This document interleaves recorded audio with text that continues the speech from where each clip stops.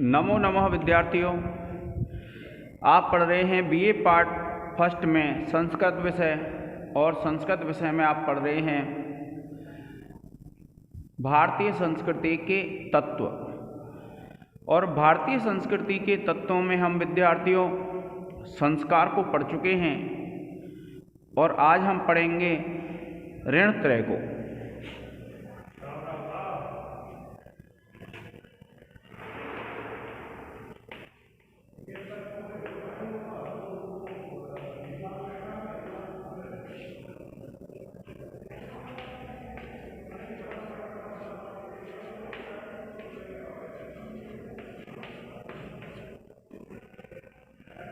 ऋणत्रय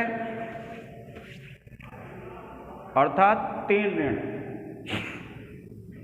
ये जो ऋणत्रय हैं या फिर तीन ऋण हैं, इनके विषय में विद्यार्थियों आप पढ़ेंगे।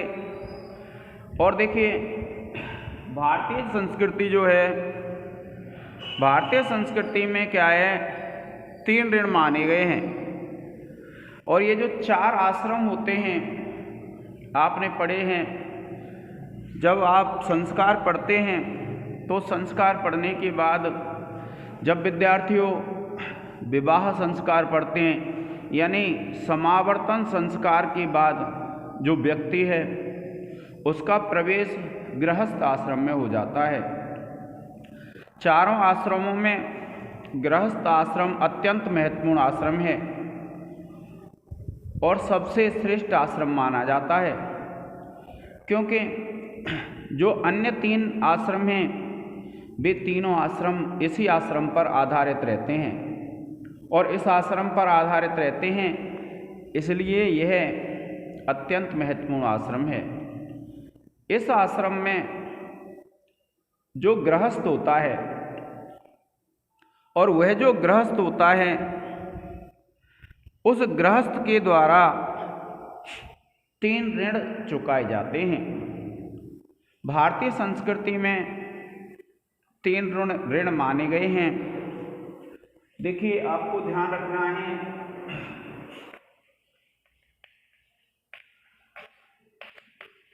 भारतीय संस्कृति में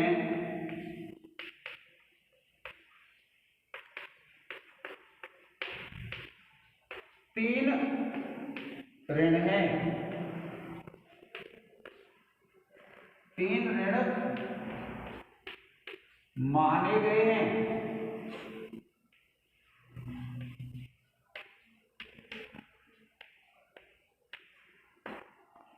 जिनमें देखिए, पहला ऋण है पितृऋण। पहला कौन सा है? पितृऋण। दूसरा है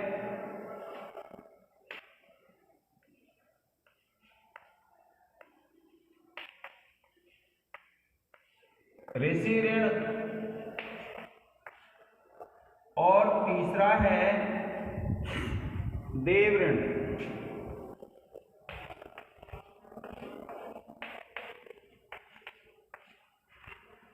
भारतीय संस्कृति के ये जो तीन ऋण हैं, इन तीनों ऋणों के विषय में ऐसी मान्यता थी प्राचीन भारत में कि प्रत्येक गृहस्थ का ये कर्तव्य है कि वह इन तीन ऋणों को चुकाएगा। जो प्रत्येक गृहस्थ होता है वह इन तीन ऋणों को चुकाएगा। अब देखिए, जो पहला ऋण है, पहला कौन सा ऋण है विद्यार्थियों? पितृ ऋण है। पितृ से तात्पर्य होता है जो पितृज होते हैं, पिता से मान सकते हैं हम। तो पिता हमारे लिए क्या करते हैं कि पिता हमें जन्म देते हैं, उसके बाद हमारा लालन पालन करते हैं, हमें शिक्षा दिलवाते हैं, और शिक्षा दिलवाने के बाद फिर व्यक्ति का लालन पालन आदि करने के बाद फिर संन्यास आश्रम को ग्रहण कर लेते हैं। तो हमारा भी क्या कर्तव्य होता है कि हम उन पितृजों के ऋण को चुकाएं। अब उनका ऋण कैसे चुक सकता है? उनका ऋण इस प्रकार से चुकता है कि हम संतानोत्पत्ति करें, संतान उत्पन्न करने के बाद उसका लालन पालन करें और लालन पालन करने के बाद क्या है, उसे अच्छे संस्कारों से युक्त करें। तो इस कारण से प्राचीन भारतीय संस्कृति में देवताओं से यह अर्चना की जाती थी कि हमें अच्छी संतान उत्पन्न हो। आपने वैदिक सूक्त मंजरी में अनेक ऐसे मंत्र पढ़े हैं जिनमें ऋषि स्तुति करते हुए देवताओं से कहते हैं कि हम अपने पुत्र पौत्र आदि से युक्त और धन आदि से युक्त होकर के लंबे समय तक आपकी स्तुति करते रहें। जब आप देव स्तुतियाँ पढ़ते हैं वैदिक सूक्त मुक्तावली में, आप पढ़ चुके हैं उसको और नहीं पढ़ा है तो आप पढ़ेंगे, तो उसमें क्या होता है कि जब वैदिक देवताओं की स्तुति की जाती है तो जो मंत्र दृष्टा ऋषि हैं वे देवताओं से यह प्रार्थना करते हैं कि हम अपने पुत्र पौत्र आदि से युक्त लंबे समय तक अपना जीवन यापन करें। तो यह जो ऋण था पितृ ऋण, यह पितृ ऋण क्या है, संतान उत्पत्ति द्वारा चुकाया जाता था। क्योंकि हमने किसी से जन्म लिया है, किसी ने हमको पैदा किया है, तो हम भी संतान की उत्पत्ति करें और संतान उत्पत्ति करने के बाद उसका लालन पालन आदि ठीक प्रकार से करें। तो इस प्रकार से क्या है कि ये जो पितृ ऋण है वह चुकाया जाता था। अब देखिए दूसरा ऋण कौन सा है हमारा, ऋषि ऋण है। अब ऋषि ऋण है क्योंकि जब व्यक्ति का समावर्तन संस्कार हो जाता था और समावर्तन जब संस्कार हो जाता उसके बाद क्या गृहस्थ आश्रम में प्रवेश करता था। तो गृहस्थ आश्रम में प्रवेश करने के बाद कोई भी व्यक्ति अपने अध्ययन को विस्मरण नहीं करे, कोई भी व्यक्ति अपने अध्ययन को भूल नहीं जाए, इसलिए इस ऋषि ऋण का विधान किया गया था। क्योंकि ऋषि ने हमें अध्ययन कराया है और ऋषि के द्वारा जब हम पढ़ाए गए हैं तो हम क्या है, स्वाध्याय को निरंतर रखें और स्वाध्याय जो हमने शिक्षा ग्रहण की है वो है हमारे मन से विस्मृत नहीं हो। इसलिए प्राचीन संस्कृति में ऋषि ऋण का विधान किया गया और ये जो ऋषि ऋण है वह स्वाध्याय के द्वारा चुकाया जाता है विद्यार्थियों। यदि आप अध्ययन अध्यापन आदि निरंतर करते रहते हैं तो आप इस ऋण को चुका करके मुक्त हो सकते हैं। फिर देखिए एक होता है देव ऋण। देव शब्द दिव धातु से बना है और दिव धातु से बना है। प्रत्येक व्यक्ति को जो देवता हैं जो कुछ वस्तु प्रदान करते हैं उससे वह व्यक्ति संतुष्ट होता है और देव धातु देने अर्थ में भी प्रयुक्त होती है। तो ऐसा माना जाता है प्राचीन संस्कृति से ही कि हमारे लिए जो भी उपभोग की वस्तुएं प्रदान की हैं वे सब किसने प्रदान की हैं, देवताओं ने प्रदान की हैं। और जब ये सब वस्तुएं हमारे लिए देवताओं ने प्रदान की हैं तो फिर हमारा भी यह कर्तव्य बनता है कि उन देवताओं का यह जो ऋण है उसको हम चुकाएं। अब देव ऋण को हम किस प्रकार से चुका सकते हैं? देवताओं के लिए हवन आदि करके, यज्ञ करके, देव स्तुतियाँ करके, इस प्रकार से क्या है इस ऋण को चुकाया जा सकता है। देव स्तुति के माध्यम से आप देव ऋण से मुक्त हो सकते हैं।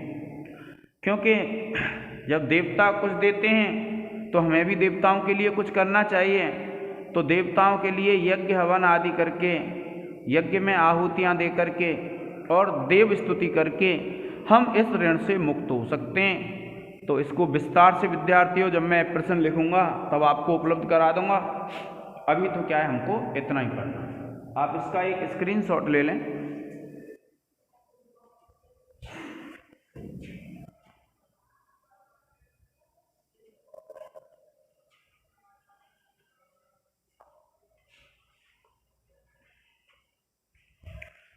अब देखिए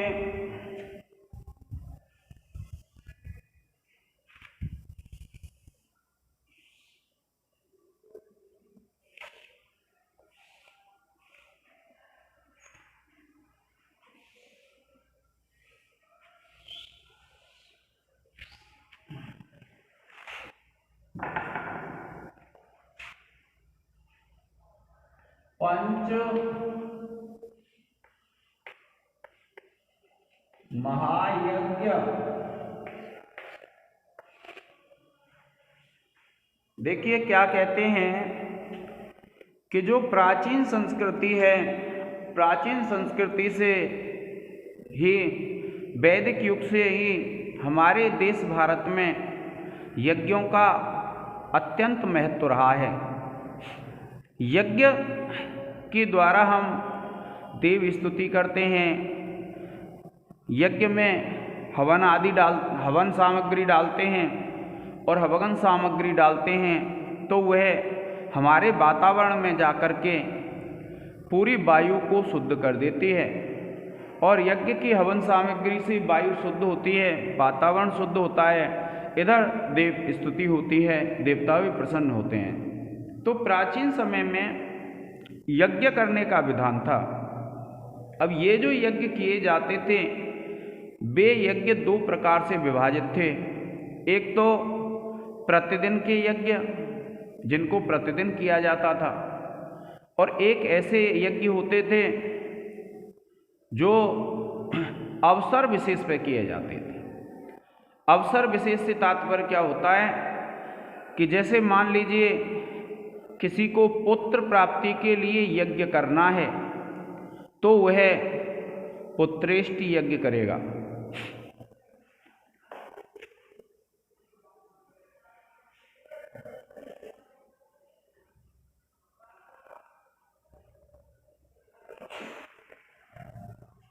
कौन सा यज्ञ करेगा विद्यार्थियों? वह पुत्रेष्टि यज्ञ करेगा। इसी प्रकार से किसी को अन्य कोई यज्ञ करना है तो वह यज्ञ करेगा। प्रतिदिन के जो यज्ञ होते थे उनमें पंच महायज्ञों का अत्यंत महत्वपूर्ण स्थान है। पंच महायज्ञ हैं, देखिए, एक है ब्रह्म यज्ञ,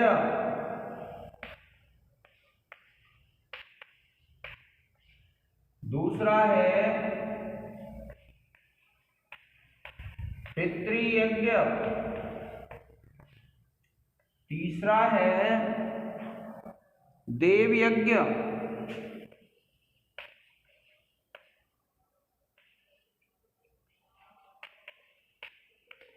चौथा है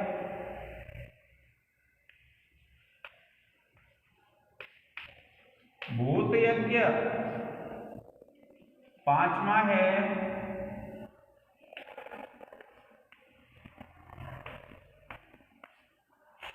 निरीयज्ञ। तो इस प्रकार से क्या विद्यार्थियों, 5 महायज्ञ माने गए हैं जो भारतीय संस्कृति में हैं। अब देखिए मनु ने भी कहा है, देखिए क्या कहा, अध्यापनम ब्रह्म यज्ञ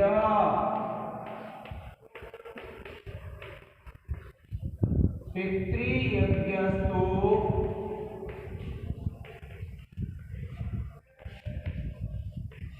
तर्पणम। क्या कहा? अध्यापनम ब्रह्मयज्ञ पितृयज्ञस्तु तर्पणम।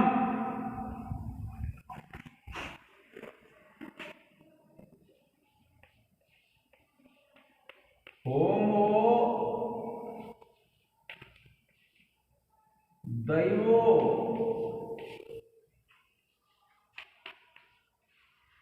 बलिर् भौतो। होमो दैवो बलिर्भौतो निर्यज्ञो अतिथि पूजनम।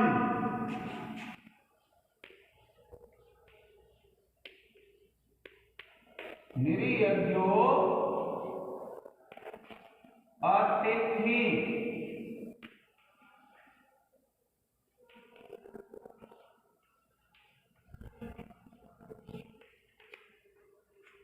ये विद्यार्थियों मनुस्मृति के तृतीय अध्याय का 70वां श्लोक है।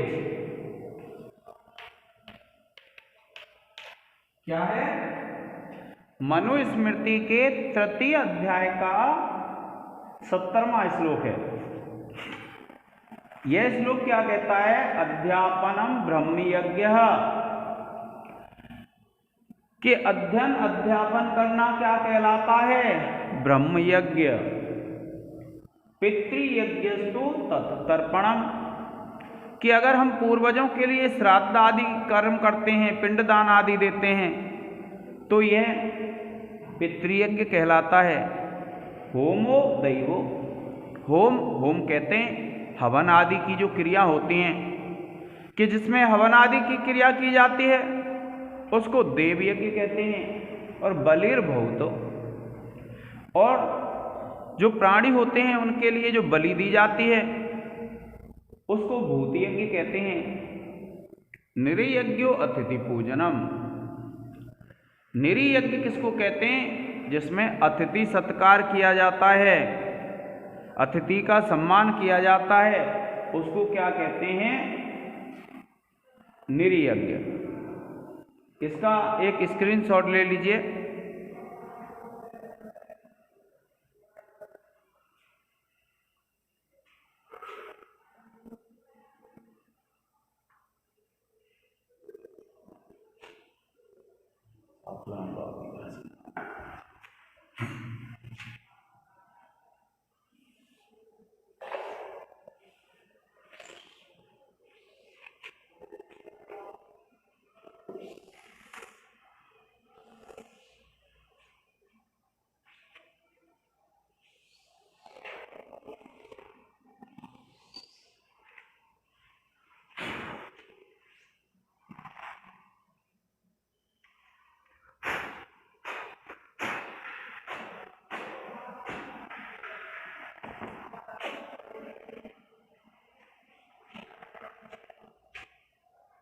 देखिए, पहला यज्ञ है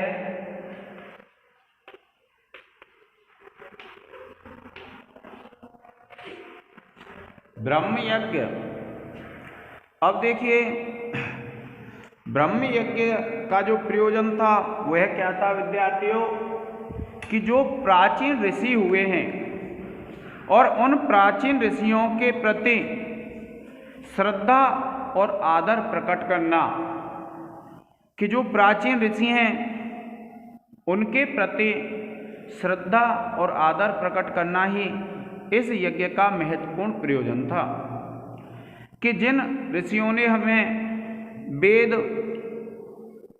आदि को पढ़ाया है और हमारे अंदर अनेक ऐसे संस्कार समारोपित किए हैं, उन संस्कारों का विस्मरण नहीं कर जाएं, वेद आदि के अध्ययन का विस्मरण नहीं करें। इसके लिए यह जो संस्कार है अत्यंत महत्वपूर्ण संस्कार था।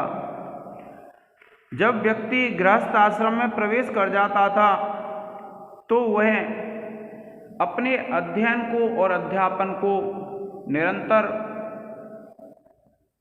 रखता था, और उसके बाद क्या है, वह वेद मंत्रों का भी पाठ प्रतिदिन करता था और उनका मौखिक स्मरण करता था। वह वेदों का अध्ययन करता था और वेदों का अध्ययन करके वह उनका स्मरण कर लेता था, उनको कंठ में कंठस्थ कर लेता था। और इस अध्ययन अध्यापन द्वारा वह व्यक्ति इन ऋषियों के प्रति श्रद्धा और आदर व्यक्त करता था, और इस प्रकार से निरंतर अध्ययन अध्यापन करने से उस व्यक्ति के ज्ञान में भी वृद्धि होती थी। तो आपके समझ में आ गया विद्यार्थियों कि ये जो ब्रह्म यज्ञ है, ब्रह्म यज्ञ का क्या प्रयोजन था। जो ऋषि हैं जिनसे हमने अध्ययन किया है, जिन्होंने हमें अध्यापन कराया है, उन ऋषियों के प्रति श्रद्धा और आदर प्रकट करना इस यज्ञ का महत्वपूर्ण उद्देश्य था। जब व्यक्ति गृहस्थ आश्रम में होता था तो वह अध्ययन करता था, अध्यापन करता था और वेदों का अध्ययन करता और जो वेद मंत्र होते थे उनको स्मरण करता था। इस प्रकार से वह व्यक्ति निरंतर अपने ज्ञान में वृद्धि करता रहता था। यह कहलाता है आपका ब्रह्म यज्ञ। ब्रह्म यज्ञ आ गया होगा आपके समझ में। अब उसके बाद क्या होता है कि दूसरा है आपका पितृयज्ञ। आपने अभी पढ़ा है, मनु ने कहा, क्या कहा था कि जो पितृयज्ञस्तु तर्पणम, कि जो पितृयज्ञ होता है वह क्या होता है, श्राद्ध आदि तर्पण करना, वह क्या कहलाता है, पितृयज्ञ कहलाता है।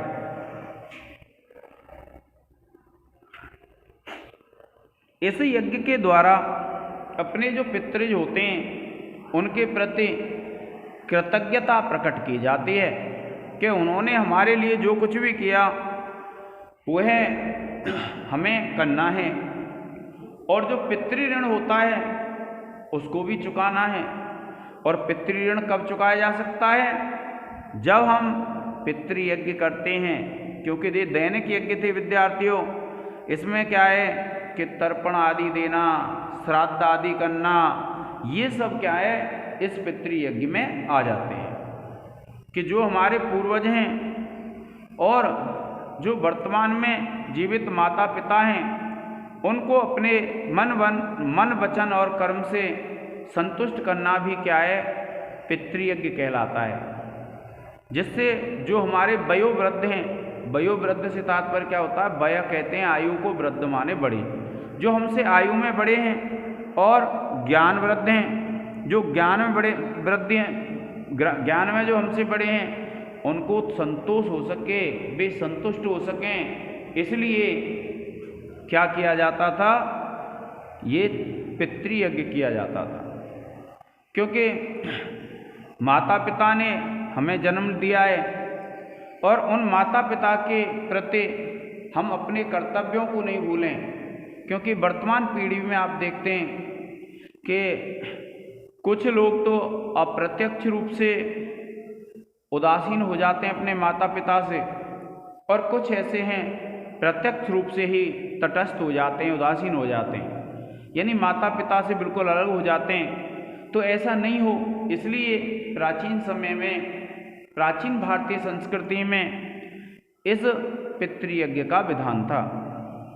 अब देखिए जो आगे वाला यज्ञ है वह क्या है, इसमें मुख्य रूप से पितृयज्ञ में श्राद्ध, तर्पण, पिंडदान आदि ये सब कार्य किए जाते थे, और अपने माता पिता आदि को भी जो उम्र में बड़े हैं उनको संतुष्ट रखा जाता था, और यही क्या कहलाता है, पितृयज्ञ कहलाता है विद्यार्थी। कौन सा यज्ञ कहलाता है, पितृयज्ञ। अब उसके बाद आप दूसरा पढ़ेंगे,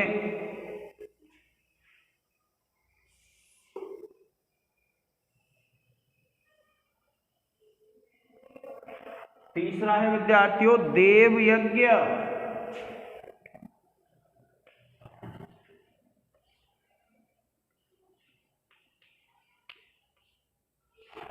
ये जो देव यज्ञ है, देव शब्द दिव धातु से बना है विद्यार्थियों, और ये जो देव यज्ञ है इसके द्वारा यज्ञ वेदी में आहुति डालने का और देव स्तुति करने का विधान था कि यज्ञ हवन आदि करना है, देवताओं के लिए आहुति देनी है, और देवताओं के लिए आहुति देने के बाद फिर क्या है, देवताओं की स्तुति करनी है। ये क्या है, इस यज्ञ का विधान था। कि ऐसा माना जाता है कि जो देवता होते हैं उन्होंने प्रत्येक प्राणी के लिए कुछ न कुछ दिया है, और जो उपभोग की वस्तुएं हैं वो देवताओं द्वारा ही प्रदान की गई हैं, और देवताओं द्वारा प्रदान की गई हैं, इसलिए देव स्तुति के माध्यम से हम उनको प्रसन्न कर सकते हैं। और इसके एक अन्य भी प्रयोजन थे, जैसे हवन आदि करते हैं देवताओं की स्तुति में, तो क्या होता है विद्यार्थियों, उससे हवन से बादल बनते हैं और बादलों से वर्षा होती है, वर्षा से अन्न उत्पन्न होता है और अन्न से जीव जंतु उत्पन्न होते हैं। ऐसा वर्णन मिलता है विद्यार्थियों कहाँ, श्रीमद् भगवत गीता में। अब श्रीमद् भगवत गीता के अलावा भी अगर हम देखें तो इस यज्ञ के द्वारा जो यज्ञ वेदी में आहुतियाँ दी जाती थीं, वे आहुतियाँ उनकी सुगंध वायु में मिश्रित हो जाती, तो जो वायु अशुद्ध होती थी वह वायु शुद्ध हो जाती थी और संपूर्ण वातावरण क्या है, सुगंधित एवं शुद्ध हो जाता था। तो इसलिए आपको ध्यान रखना है, देव यज्ञ में क्या था, देव यज्ञ में आहुति और बलि प्रदान करने का विधान था। अब देखिए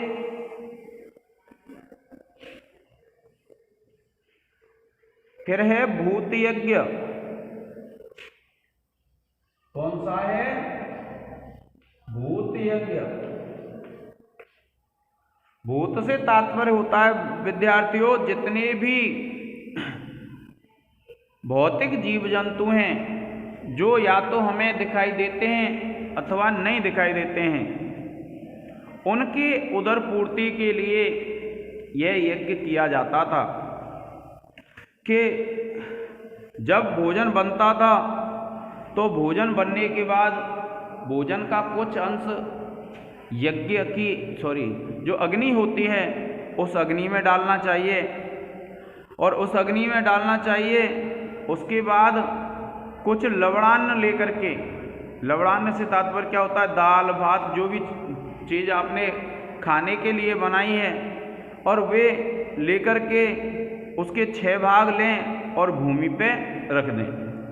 और भूमि पर रखने के बाद फिर उनको किसी कुत्ते के लिए या किसी पक्षी के लिए जिनका उदर स्वयं नहीं भरा जा सकता है, जो जीव जंतु अपना उदर भरने में असमर्थ हैं, ऐसे जीव जंतुओं को उसको खिला देना चाहिए। तो ये जो यज्ञ था हमारा उनके लिए महत्वपूर्ण था, जो सोदर यानी अपना पेट भरने में जो जीव जंतु असमर्थ होते हैं, जो स्वयं का पेट नहीं भर सकते हैं, ऐसे जीव जंतुओं के उदर पूर्ति के लिए भारतीय संस्कृति में इस महायज्ञ का विधान किया गया था। कौन सा महायज्ञ, ये जो महायज्ञ है भूत यज्ञ। अब इसके बाद देखिए एक यज्ञ है आपका निरी यज्ञ। कौन सा यज्ञ है, निरी यज्ञ। ये जो निरी यज्ञ विद्यार्थियों, निरी का तात्पर्य होता है मनुष्य। इस यज्ञ को मनुष्य यज्ञ भी कहते हैं, इसको अतिथि यज्ञ भी कहते हैं। तो आपको ध्यान रखना है,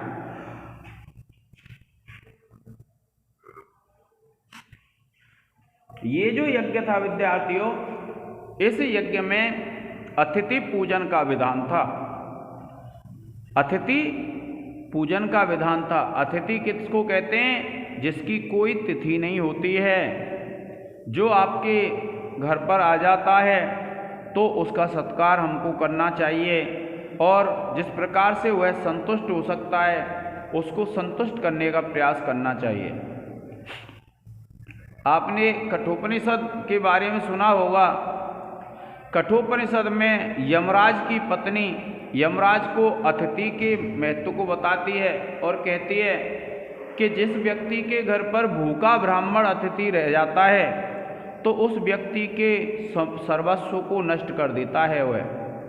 इसलिए जो भी अतिथि आता है किसी के घर पे, चाहे वो किसी भी वर्ण का हो सकता है, किसी जाति का हो सकता है, किसी आयु का हो सकता है, तो उस व्यक्ति को अर्चना करनी चाहिए, अर्थात उसको संतुष्ट करना चाहिए, यथा सामर्थ्य उसको संतुष्ट करना चाहिए।